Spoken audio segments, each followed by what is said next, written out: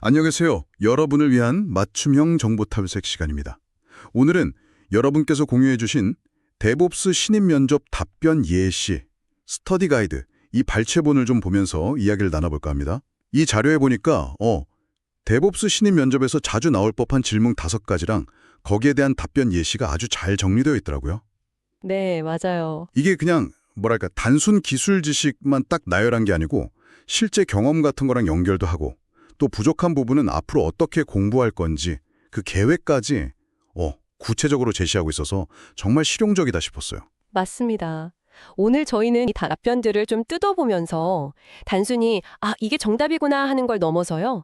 그 신입 데브옵스 엔지니어라면 어떤 식으로 문제를 해결해야 하는지, 또 어떤 사고방식을 가져야 하는지, 그리고 아까 말씀하신 것처럼 계속 배우려는 태도, 이런 것들까지 한번 같이 보려고 합니다. 네네. 아마 면접 준비하시거나 아니면 데브옵스라는 역할 자체에 대해 좀 더 깊이 알고 싶은 분들께는 이게 꽤 실질적인 도움이 될 거라고 생각해요. 좋습니다. 그럼 바로 첫 번째 질문부터 한번 파고들어 볼까요? 이건 진짜 생각만 해도 좀 아찔한데요. 민감 정보 유출 사고, 이때 어떻게 대응할 거냐는 거죠. 네, 그렇죠. 질문이 이거예요. 실수로 중요한 정보, 예를 들면 API 키나 비밀번호 같은 거요. 이걸 코드에 넣어서 커밋하고 원격 저장소에 푸시까지 해버렸다. 근데 이미 동료 여럿이 그 코드를 풀받았다. 이런 상황입니다. 이걸 해결하기 위한 단계별 대응 전략, 그리고 각 단계에서 생길 수 있는 최악의 시나리오까지 한번 말해보세요. 와, 진짜 땀나는 상황이죠. 정말 난감하죠. 네. 근데 여기 제시된 답변을 보면 일단 즉시 팀의 상황부터 알리고요. 이게 첫 번째고. 그렇죠. 소통이 중요하니까. 네. 그리고 유출된 키나 비밀번호는 바로 사용 중지시키고 재발급 요청하고 그 다음엔 깃 저장소에서 그 기록 자체를 완전히 삭제하는 방법을 언급해요. 이때 깃 필터 다시 브랜치나 BFG 리포 클리너 같은 도구를 쓸 수 있다고 하고요. 그런 도구들이 있군요. 네. 그리고 마지막으로는 혹시나 2차로 노출될 가능성까지 점검한다. 이렇게 아주 체계적으로 나와 있어요. 그리고 개인 프로젝트 하다가 설정 파일 실수로 커밋했던 경험담까지 살짝 덧붙였고요. 바로 이 부분인데요. 제가 볼 때 중요한 건 단순히 이렇게 해결하면 되는구나. 그 절차만 아는 걸 넘어서요. 각 단계마다 어떤 최악의 상황이 벌어질 수 있는지. 예를 들면 진짜 데이터가 유출된다거나 아니면 키 바꾸는 과정에서 서비스가 잠깐 멈춘다거나 저장소 기록 지우다가 협업에 혼란이 온다거나 이런 것까지 고려한다는 점이 상당히 인상 깊었어요. 이건 단순히 기술만 아는 게 아니라 뭐랄까 위험 관리 능력 그리고 이 문제 자체가 얼마나 심각한지를 인지하고 있다는 걸 보여주는 거죠. 성숙도랄까요? 그러네요. 진짜 명령어만 아는 거랑 그 명령어가 실제 시스템이나 팀에 미칠 수 있는 영향을 예측하는 건 완전히 다른 차원의 문제군요. 근데 답변에서 그 git 필터 다시 브랜치나 BFG 같은 도구 언급했는데 사실 이런 거 써본 경험이 완벽하진 않다고 좀 솔직하게 말하는 부분도 있었잖아요. 네, 맞아요. 그 점도 저는 되게 중요하다고 봐요. 면접에서 그냥 잘 모릅니다. 이렇게 끝내는 거랑 이 도구들 사용법은 공부하고 있는데 실제 복잡한 상황에 적용해 본 경험은 좀 부족합니다. 그렇지만 이런 상황을 대비해서 미리 실습도 해보고 문서화도 해놓고 또 비밀 정보 관리 정책이나 공식적인 사고 대응 절차 같은 거에 대해서 더 깊이 학습할 계획입니다. 이렇게 구체적인 계획을 말하는 건 평가가 완전히 달라질 수 있거든요. 아하. 후자는 단순히 몰라서 못해요가 아니라 아직 부족하지만 문제를 해결하라는 의지가 있고 앞으로 성장할 가능성이 있다는 아주 명확한 신호가 되죠. 여러분이라면 이런 상황에서 기술적인 해결 말고 또 어떤 점을 중요하게 생각하실 것 같으세요?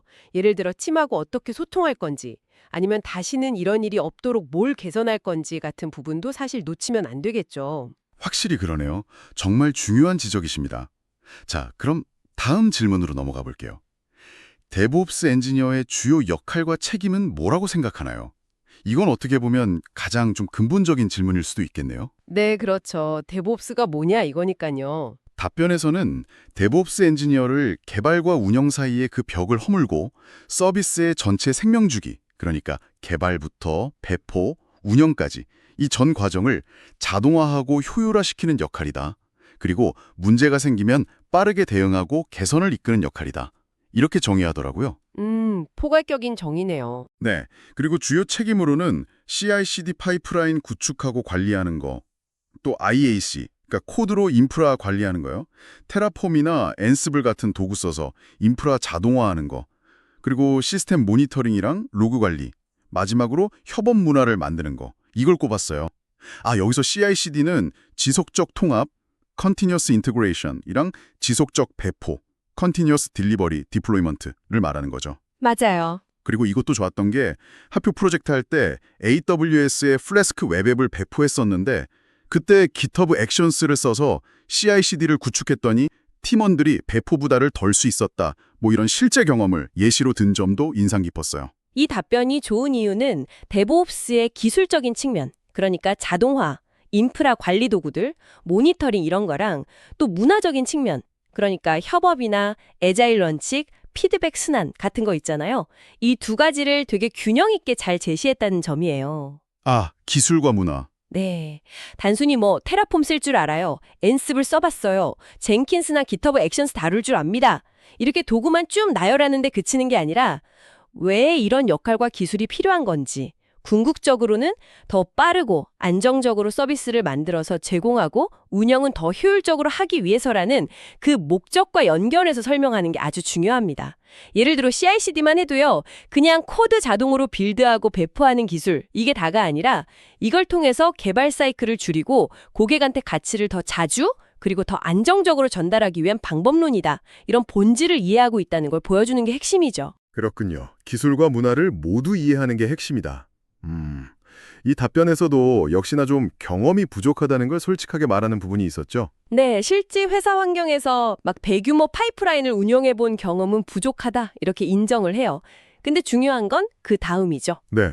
대신에 배포 자동화 기법이나 아니면 프로메티스, 또 ELK 스택 있잖아요. 일라스틱서치, 로그스태시, 키바나 합쳐서 부르는 로그나 데이터 분석 플랫폼인데 이런 모니터링 도구 사용법을 꾸준히 공부하고 있고 실무를 통해서 배우고 싶다. 이런 의지를 명확하게 보여주죠.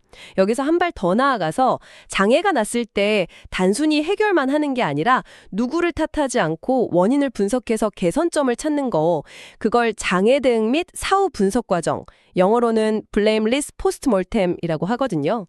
blameless postmortem. 네, 여기에 대해서도 학습할 계획이다. 이렇게 밝힌 점은 단순히 문제 해결 능력뿐만 아니라 지속적인 개선이나 회고 문화에 대한 이해까지 보여주는 거라서 아주 긍정적입니다. 그냥 열심히 배우겠습니다가 아니라 구체적인 기술 이름이나 프로세스를 딱 언급하면서 학습 의지를 보여주면 훨씬 신뢰가 가죠. 확실히 그렇네요. 자, 세 번째 질문 가볼까요? 롤링 배포, 롤링 디플로이먼트란 무엇인가요? 배포 전력에 대한 질문이군요. 서비스를 중단 없이 업데이트하려면 꼭 알아야 하는 기능이죠. 그렇죠. 기본 중에 기본이죠. 답변에서는 서비스를 구성하는 여러 인스턴스들, 쉽게 말해 서버담이라고 생각하면 될 텐데 이걸 한 번에 다 바꾸는 게 아니라 순차적으로 하나씩 새 버전으로 교체하는 거다. 그래서 전체 서비스 중단 없이 점진적으로 업데이트하는 전략이다. 이렇게 아주 명확하게 설명합니다. 네, 깔끔하네요. 그리고 개인 프로젝트 경험을 예로 들었는데 AWS EC2 인스턴스 여러 대의 웹서버를 배포할 때 엔시브리르는 자동화 도구를 써서 순차적으로 업데이트를 했더니 전체 서비스가 다운되지 않고 업데이트를 잘 마칠 수 있었다. 이런 구체적인 사례를 들었어요. 경험이랑 연결하니까 좋네요. 네, 그리고 롤링 배포의 장점, 그러니까 다운타임을 최소화할 수 있고 문제 생기면 빨리 이전 버전으로 되돌릴 수 있다. 롤백, 이런 거랑 또 단점, 그러니까 업데이트 중간에는 잠깐 버전이 다른 서버들이 섞여 있을 수 있다. 그래서 롤백 절차를 잘 만들어 놓는 게 중요하다. 이런 것까지 명확하게 짚어졌습니다. 아주 좋은 답변이라고 생각합니다. 그냥 개념만 설명하는 게 아니라 자기 경험, 비록 개인 프로젝트라도요. 그걸 통해서 왜 이 배포 전략이 좋은지, 그러니까 전체 서비스 중단을 막을 수 있다는 점을 보여주잖아요.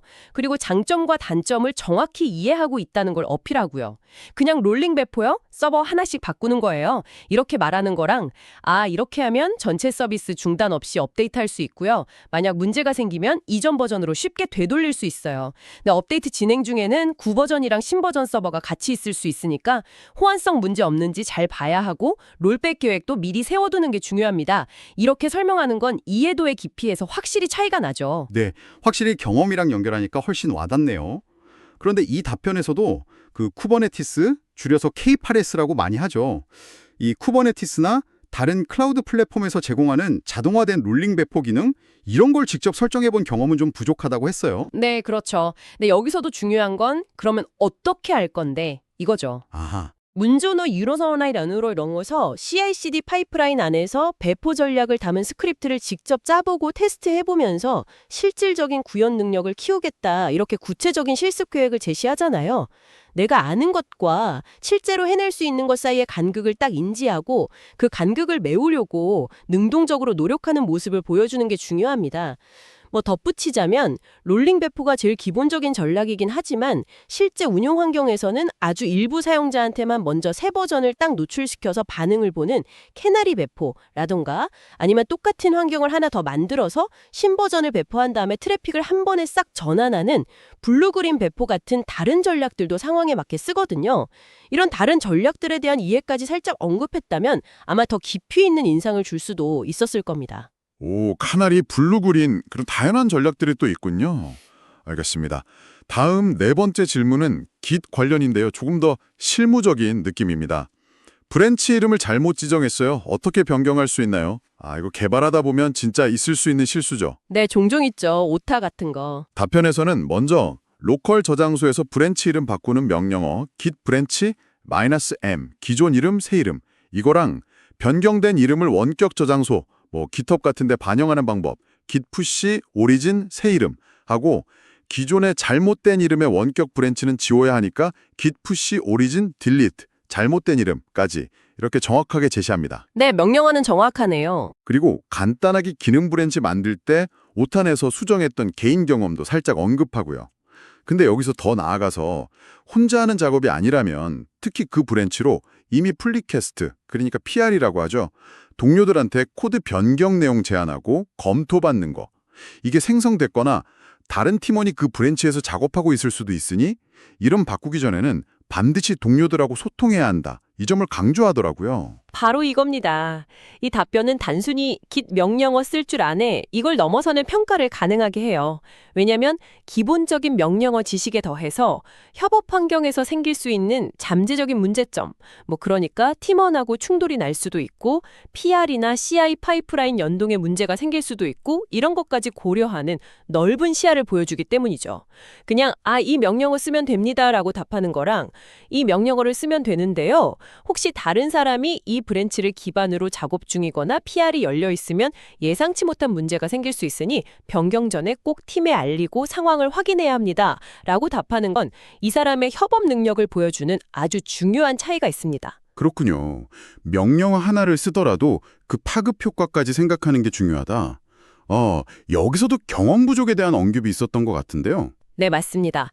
원격 저장소에서 이미 PR이나 CI 파이프라인하고 좀 강하게 연결된 그런 브랜치 이름을 직접 변경해본 경험은 없다고 솔직하게 인정해요. 네. 하지만 여기서 멈추지 않고 실제 협업 환경에서 이런 작업을 할 때 어떤 예상치 못한 부작용, 사이드 이펙트라고 하죠. 이런 게 생길 수 있는지 직접 경험해보고 그 내용을 정리해서 공유하겠다. 이렇게 구체적인 학습 및 기여 계획까지 제시합니다. 이런 솔직함이랑 문제 해결에 대한 적극적인 태도가 오히려 신뢰를 줄 수 있는 거죠. 네, 알겠습니다. 드디어 마지막 5번째 질문입니다. SSH 키를 이용한 Git 인증 방식에 대해 설명해 주세요. 보안하고 편의성에 관련된 주제군요. 매번 아이디, 비밀번호 치는 것보다 이게 훨씬 편리하고 안전하다고들 하죠. 네, 많이들 쓰죠. 답변에서는 이 방식이 기존의 비밀번호 인증 대신에 각 사용자가 가진 고유한 한 쌍의 키, 그러니까 공개 키랑 개인 키, 이걸 사용하는 방식이라고 설명합니다. SSH 키젠 같은 명령어로 이 키쌍을 만들고 자기 공개 키를 GitHub 같은 원격 저장소 서비스에 등록해두면 로컬 컴퓨터에 저장된 개인 키랑 자동으로 짝이 맞춰져서 비밀번호 입력 없이도 안전하게 키 작업을 할 수 있다. 뭐 이런 원리를 설명하네요. 원리 설명이 명확하네요. 네. 그리고 개인 프로젝트 설정할 때 직접 써봤다는 경험도 덧붙였고요. 장점으로는 특히 CI/CD 파이프라인처럼 사람이 직접 개입 안 하는 자동화 환경에서 비밀번호를 코드나 설정에 노출할 필요 없이 안전하게 인증할 수 있다는 점, 그리고 비밀번호 방식보다는 탈취 위험이 낮고 혹시 개인 키가 유출되더라도 해당 키만 딱 비활성화하면 되니까 대응이 더 쉽다는 보안상의 이점을 강조했습니다. SSH 키 엔징의 기본 원리랑 장점을 아주 명확히 이해하고 있고 실제 사용 경험까지 있다는 걸 잘 보여주는 답변입니다. 특히 방금 강조하신 것처럼 CI/CD 파이프라인 같은 자동화 환경의 맥락에서 왜 이 방식이 중요하고 유용한지를 연결하는 게 핵심이에요. 서버에서 자동으로 소스코드를 받아오거나 배포 스크립트를 실행해야 할 때 스크립트 안에 비밀번호를 그냥 써넣는 거, 이거 정말 위험한 일이거든요. 그렇죠. SSH 키 방식은 이런 문제를 해결하는 훨씬 안전하고 효율적인 방법이죠. 여기서도 역시 더 배우겠다는 내용이 포함되어 있었죠. 네. 단순히 SSH 키를 쓰는 걸 넘어서 키를 어떻게 하면 안전하게 관리할 수 있는지, 예를 들면 뭐 키의 유효 기간을 설정한다던가 분실했을 때 어떻게 대처해야 하는지, 또 여러 사람이 하나의 서버나 서비스에 접근해야 할 때는 키를 어떻게 관리하는 게 좋은지, 이런 모범 사례, 베스트 프랙티스라고 하죠. 이런 걸 공부하고 있다고 언급합니다. 아, 베스트 프랙티스. 네. 그리고 더 나아가서 GPG 서명을 사용해서 내가 작성한 커밋이 정말 내가 한 게 맞다는 신뢰도를 높이는 방법이나 아니면 오오스 같이 다른 방식의 인증 시스템에 대해서도 더 탐구하고 싶다. 이런 의지를 보여주면서 단순히 주어진 기능을 쓰는 수준을 넘어서 관련 기술 분야 전반에 대한 좀 깊은 호기심과 학습 열정을 잘 드러내고 있습니다. 네. 5가지 질문과 답변들을 쭉 살펴봤는데요. 각 답변의 기술적인 내용도 물론 중요하지만 그 답변들이 이렇게 쭉 관통하는 어떤 공통적인 태도 아니면 접근 방식 이런 게 좀 눈에 띄는 것 같습니다. 정확히 보셨습니다. 모든 답변에서 공통적으로 발견되는 중요한 요소들은 바로 첫째, 체계적인 문제 해결 접근법. 그러니까 문제가 딱 닥쳤을 때 당황하지 않고 단계적으로 생각하는 능력이죠. 네. 둘째는 자동화와 효율성에 대한 깊은 이해. 이건 뭐 데브옵스의 핵심 가치고요. 셋째는 보안을 항상 염두에 두는 자세, 민감 정보 처리나 안전한 인증 방식 같은 거요. 그렇죠. 넷째는 협업의 중요성에 대한 인식. 단순히 코드만 짜는 게 아니라 팀과의 소통이나 내가 하는 일이 미칠 영향까지 고려하는 거. 그리고 마지막으로 이게 정말 중요한데 자신의 현재 지식 수준과 한계를 명확히 인지하고 이걸 개선하기 위해서 적극적으로 배우려는 의지와 구체적인 계획입니다. 아, 그 배우려는 태도. 네, 제공된 자료의 마지막 부분 그 추가 면접 실전 학습 계획 및 태도 섹션에서도 이런 점들이 아주 잘 요약되어 있잖아요. 부족한 점은 앞으로 어떻게 배울 거고 경험을 통해 얻은 건 또 어떻게 문서화해서 공유하고 실제 사례 연구나 토익 프로젝트를 통해서 어떻게 실력을 더 키워나갈지 이런 구체적인 계획까지 딱 제시하고 있습니다. 맞아요. 진짜 요즘처럼 기술이 빨리 변하는 분야에서는 현재 모든 걸 다 아는 사람보다 오히려 내가 뭘 모르는지를 정확히 알고 앞으로 어떻게 배워나갈지 계획을 세우는 능력, 이런 게 신입한테는 훨씬 더 중요하게 평가될 수도 있겠네요. 그렇죠. 성장 가능성이죠. 이 자료를 제공해 주신 여러분께서 만약 데브옵스 주니어 포지션을 준비하고 계시다면 이 답변 예시들에서 보여주는 기술적인 내용도 물론 중요하지만 문제에 접근하는 방식이나 배우려는 태도, 이런 걸 좀 참고하시면 정말 큰 도움이 될 것 같습니다.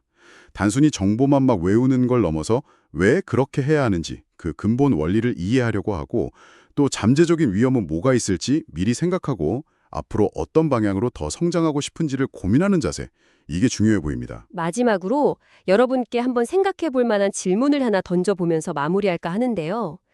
오늘 저희가 살펴본 5가지 답변 예시들은 데브옵스의 구체적인 기술이나 실무 상황들을 다루고 있었습니다. 하지만 그 밑바탕에는 더 큰 데브옵스 원칙들이 깔려 있죠. 예를 들면 지속적인 개선, continuous improvement, 빠른 피드백 루프, 시스템 전체를 보는 사고, 시스템 띵킹 같은 것들이요. 네네. 이 답변 예시들이 이런 큰 원칙들 중에서 어떤 것과 가장 깊이 연결되어 있다고 생각하시나요? 그리고 한 걸음 더 나아가서 이런 원칙들을 단순히 면접 답변 준비를 넘어서 여러분의 평소 학습 습관이나 일상적인 문제 해결 과정에는 또 어떻게 적용해 볼 수 있을까요? 한번 고민해 보시면 좋겠습니다. 네, 오늘 저희가 함께 살펴본 내용은 여기까지입니다. 제공해주신 데보브스 신입 면접 답변 예시. 이 자료 덕분에 데보브스 신입 면접의 핵심 질문들이 뭔지, 또 바람직한 답변 방향은 어떤 건지, 그리고 무엇보다 중요한 성장 가능성을 보여주는 태도에 대해서 아주 깊이 있는 이야기를 나눌 수 있었습니다. 오늘 나눈 이야기가 여러분의 지식 탐구 여정에 작은 보탬이라도 되었기를 바랍니다. 다음에 또 흥미로운 자료와 함께 찾아뵙겠습니다.